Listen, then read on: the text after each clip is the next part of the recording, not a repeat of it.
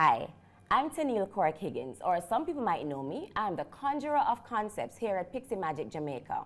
I'm a writer, communications and brand specialist, and a creative director.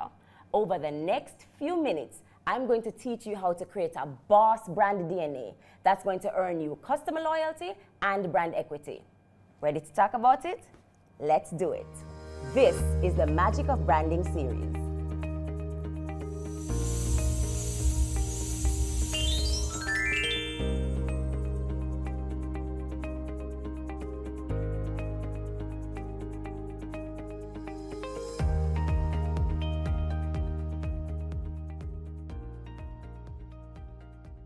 Essentially, your brand DNA is the essence of the identity of your brand.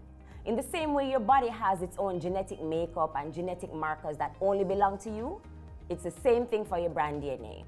It's the thing that sets you apart from your competition. It's that thing that's going to allow customers to choose you over your rivals. So now that we know what the brand DNA is, I want to break down for you the things that you must consider before you write your brand DNA document. There must be a foundation from which you come. There must be an ethos, somewhere a starting point. So let's talk about those. First things first, your brand DNA has to come from a place of truth. We have to be able to hold you to who you say you are and what you say you're about. Your ads can't tell me that you're a friendly neighborhood bank, but when I come in, the service is unfriendly, the environment is unwelcoming, and your agents are not knowledgeable. You know, people can smell truth or smell a lie from a mile away. So if it is that your brand DNA is not coming from a place of truth, they'll pick it up. And even if they don't pick it up right away, they come in and experience the opposite of what you say you are, then they leave. And so you have to start from a place of truth so that I can experience that warm, friendly service from the front door of your business place right through my customer experience until the end of the service delivery.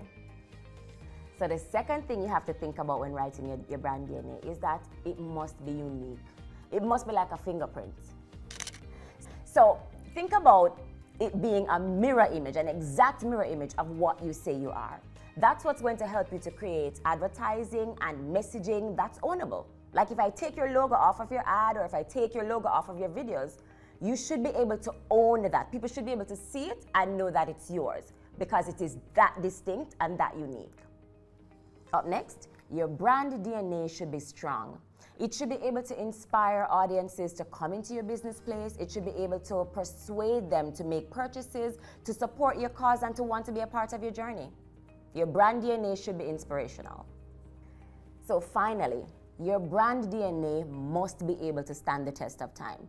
And what I mean by that, it should be the same yesterday, today, and forevermore. It doesn't matter what your creative looks like. You know, your ads, your TV commercials, your social media, your messaging, it doesn't matter what that looks like. They should all come back to the same truth. And that should be timeless. Like that does not change over time. And that's what you're looking for. So now that we're clear on what our brand DNA is and all the things that you need to consider before you start to put pen to paper, let's talk about the 5 P's of your brand DNA. And those are your purpose, your positioning, your promise, your personality, and your presence. So when you think about your purpose, you have to think, why do you exist? Why do people care? Why should people care that you exist? Why should people care about your products and your services? Your purpose is your reason for being. And let me break that down even further for you. Our purpose here at Pixie Magic is to really help businesses to tell their brand stories through our creative thought and creative effort. And how we do that is by helping them to remember and reconnect to their magic. Oftentimes, we forget why we have a business in the first place. We forget why we have products. We forget why we sell. And we want to help them to return to that magic. It's that inspiration, that first inspiration for why we got into business. That's the magic. And that's what we connect to the customers' hearts and minds. So your brand positioning, remember, you can't be all things to all people. So you have to figure out your little spot, your space in the marketplace. It's that little niche that you would have carved out for yourselves in the hearts and minds of your audience. So your brand promise is next. And you and I both know that there are very few things more disappointing than a broken promise. So usually your brand promise is tied to your exceptional service delivery or value-added solutions for your customers or products that last, right? And where we find things get a little tricky is when your brand promise is unknown to your team. So your shareholders, your team, everyone that's affiliated with your business has to be aware of your brand promise, and there has to be full buy-in, because that's what they're going to deliver on every day when they get to the office. All right, so your brand personality. Now this is where it gets interesting, because we hear the words brand personality being thrown around a lot, but do we even know what it really is? Let me break it down for you. Your brand personality are those sets of human traits or characteristics that truly capture the essence of your brand.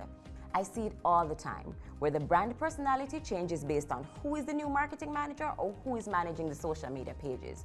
You can't tell me that your brand is wise and dependable and intelligent, yet when I send you an email, I'm hard-pressed to get a reply, or I get snarky comments or replies in your social media comment section. And speaking of how you show up, that takes us to number 5, your brand presence.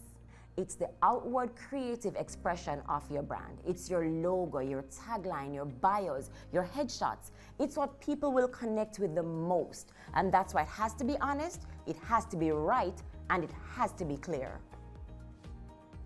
When you develop your brand DNA properly, your audience gets a clear picture of who you are, and that usually secures their buy-in. That is what brings about brand advocacy, because people like to share with their friends and family brands that they trust, brands that feel like family, brands that deliver services and create products that are meant to make our lives better and easier. The main takeaway from this video is understanding how critical it is to clearly define your brand DNA. It's essential to the success and the lifeblood of your business or your brand. Your brand DNA is the essence of who you say you are and what you hope to deliver. Watch for more in the Magic of Branding series. I'm Tennille Cork Higgins. See you in the next one.